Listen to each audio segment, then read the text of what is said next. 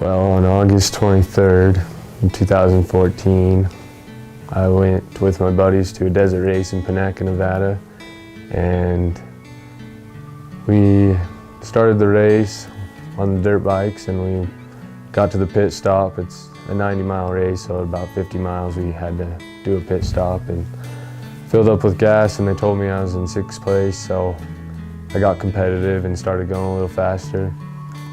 I came up to a hill. There was 5 people laid down on the hill, so I thought there's my chance to get first.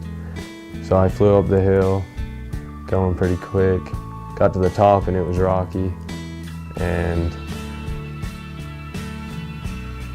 I shifted down to first, and the bike was pretty bumpy. It's all the rocks, and all of a sudden I'm waking up on the ground. I don't really remember anything. Couldn't feel any pain. I looked at the bike, thought, oh, I gotta get up and finish the race. Went to get up, and my legs weren't working. They wouldn't work with me. I kept trying to get up, and I was confused. And then I took a stick and was poking my legs and realized I couldn't feel them. And then I was passed out on the helicopter ride. I don't remember much, but I remember waking up in the hospital after they had taken x-rays, and they told me that my T12 back at the T12 level was broken, and they said I need to go into surgery immediately. So the doctor came in later that night and told me I couldn't walk, and I had so much drugs in me from the surgery that I didn't even really realize the whole time that I couldn't use my legs. When he told me that, I kind of freaked out, because someone telling you can't walk kind of makes your whole world turn upside down. So from that day, I decided that I really wanted to walk, and I've worked hard for the last year and a couple weeks. And I love hunting. It was one of my favorite things to do before my accident, and it still is. And SFW bought me this antelope tag out west in the Southwest desert, and Phoneskope's filming it. And I've been to the SFW banquet the last 4 years, and I've always enjoyed going and supporting them and all the good acts they do by keeping the wildlife around and maintained. And so I'd just like to thank Phoneskope and the SFW for giving me the opportunity to go hunt this antelope and enjoy a good time. So. Okay, so we went and picked up the antelope guru, Tom Bob, and yeah, we're out here. Oh, there's the antelope. Stop. Right up on that ridge. On the hill right there. Yep. We got antelope. And we already got antelope. You should see the bullets in the thing. They're like tank bullets. And if you take the scope off, it probably only weighs 2 pounds. Yeah, that's probably where all the weight is. Okay, I'll let someone go for that.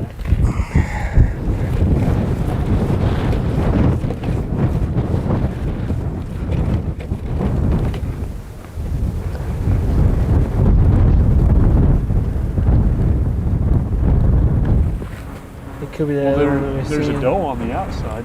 The one that came from the top. That's not. He's coming down in. Does he not want that doe to come? That doe come in. For some reason, he's holding them. There might be something. Right there. Oh yeah, right there. Because you look further back, it looks like a doe like 50 yards away. He just looks super heavy. Maybe that's a little buck coming in. Maybe This that's is gonna why. get good. Look at the mass in that coat.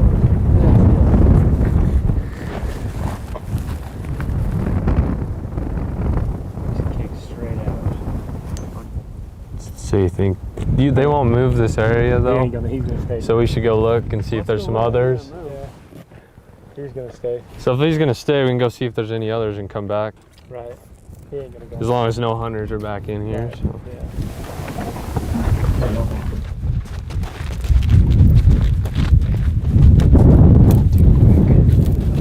Right there, you're gonna have to like crouch a little.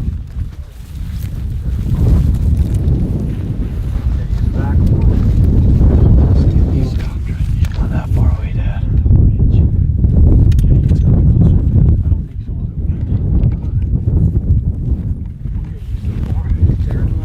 He's far over.